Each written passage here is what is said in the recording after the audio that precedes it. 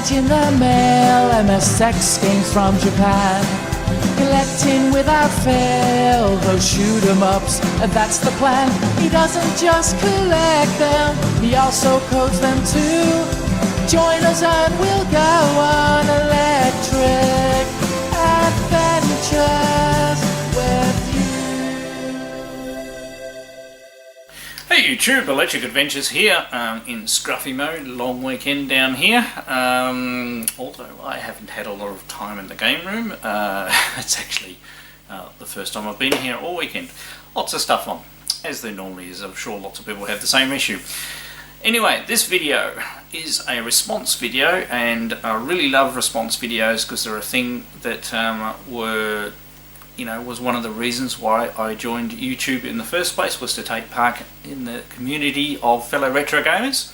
So it's great that Novabug has restarted his Friday foursome. So this particular one, I decided to do a separate video rather than doing a monthly video because it is a topic that I really like, which is it's about arcades. And this particular question was about your top 4 arcade games from back in the day that you used to play the most. So they're not necessarily your top, 4 favourite arcade games of all time that you might have got to, play with MAME and stuff like that over time and developed an interest around, but the ones that you actually played back in the day the most. And of course, for a lot of people, that's going to be dependent on what they had access to.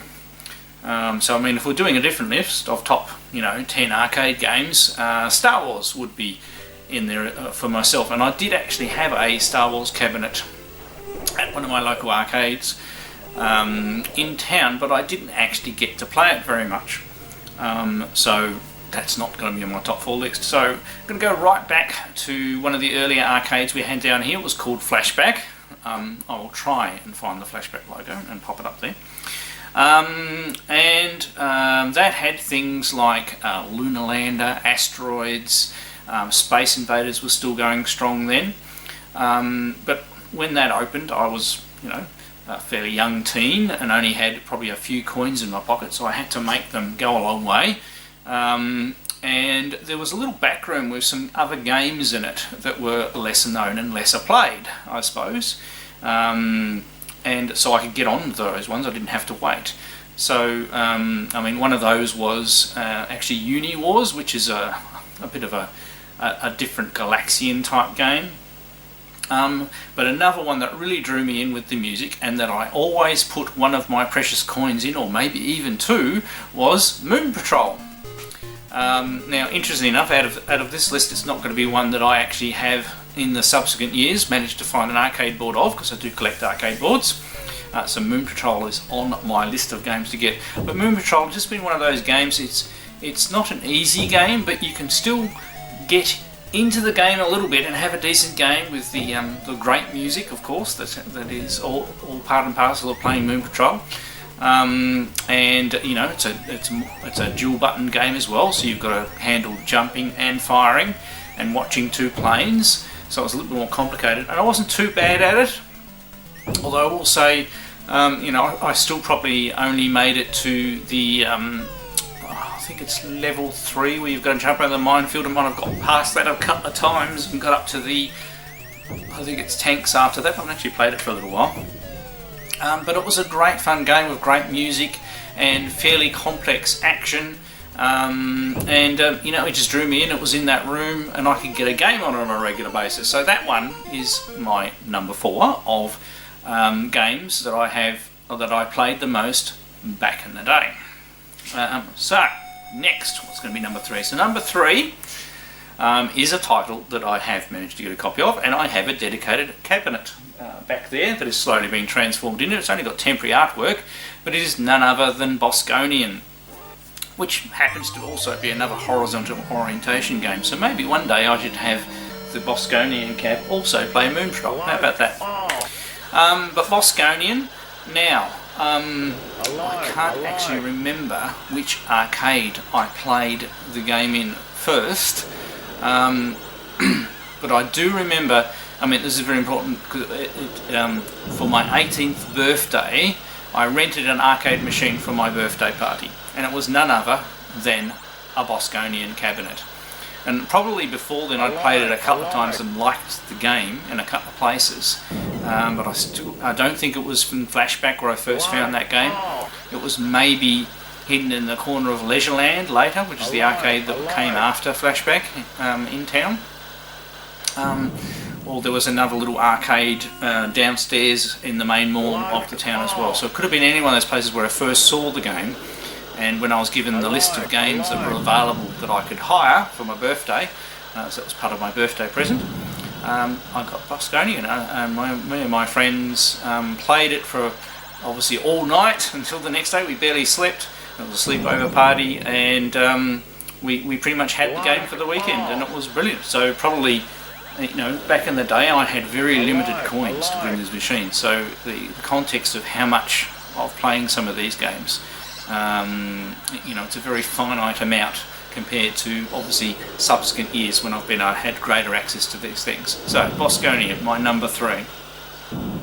Now number 2, once again one that I have made a mini cabinet of, and that's the one in between Berserk and the blue cabinet back there. I've made a mini Tutankhamun. Now Tutankhamun was definitely in the era of when Leisureland, so the later arcade, was around.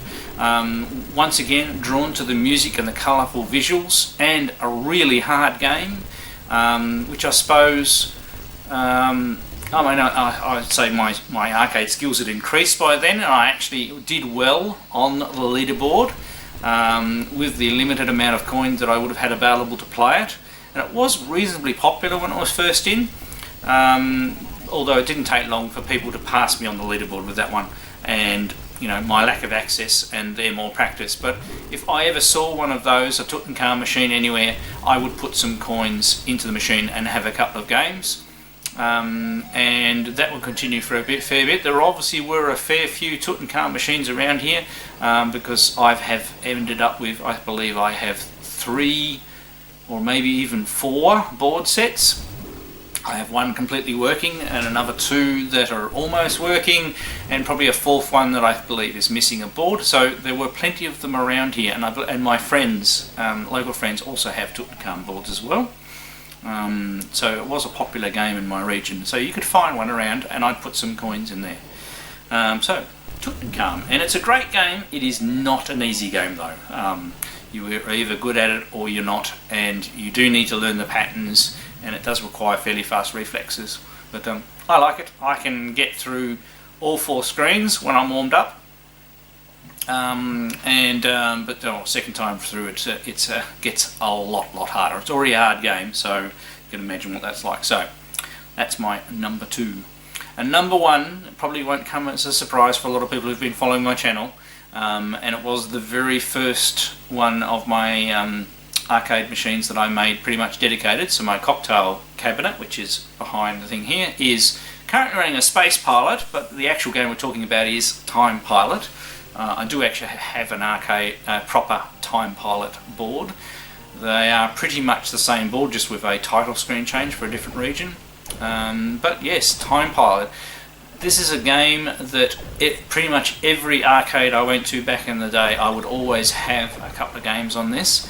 And back in the day when I was working, so 16, 17 year old in one of the local stores, I held the record for Time Pilot back then. As far as I know, there was no internet, so in one of the magazines back then I had the high score for Time Pilot, and I'm still pretty good at it today.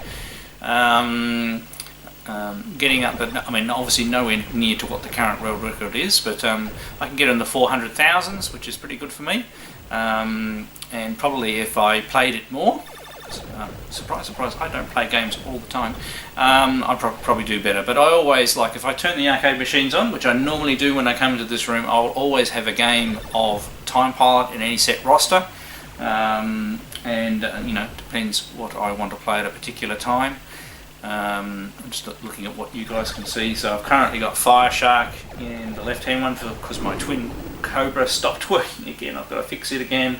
We've got the Neo Geo MVS board in the other cabinet you can't see. Then you've got Bosconian. We have Berserk, which I still haven't got working.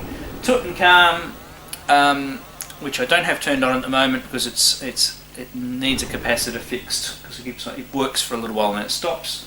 And then we have my mate Aaron's Mortal Kombat 2 cabinet running a horizontal 19-in-1. We have the cocktail cabinets running Time Pilot, and my other 2 cocktail cabinets to be fixed, which is my Space Invaders and my Galaxian cab. So plenty of repairs for Electric Adventures in the future. So this is a really good question. Now, what games? I'm going to do some auto rans. Another one that was very hard to eliminate from the list is actually Raiden, because you can, in Australia, quite often in airports and places, you will always find some generation of Raiden machine. Early on it was Raiden, but then quite often you saw Raiden 2 or Raiden Fighters. So definitely those games I put a lot of coins into and played a lot, which I suppose shows when I play the versions for the home systems and how far I get in them. So it's just that familiarity with the patterns. You don't need to relearn them, you've just got to warm up your reflexes and it all comes back to you and you have a decent game. I'm just trying to think of some other games that will be... So they are definitely my most played, and probably another one would probably be Phoenix. And a related game called Pleiades, because there was a version of that at an arcade really close to my home. I don't actually live now very far from my family home, so I'm in the same area, and there was a little shopping centre that I could walk to, so if I had some pocket money I could walk there and put some coins in there, and that had a Pleiades machine and a Phoenix machine. I can't actually remember, and a couple of pinballs and things like that, but I wasn't into pinball back then.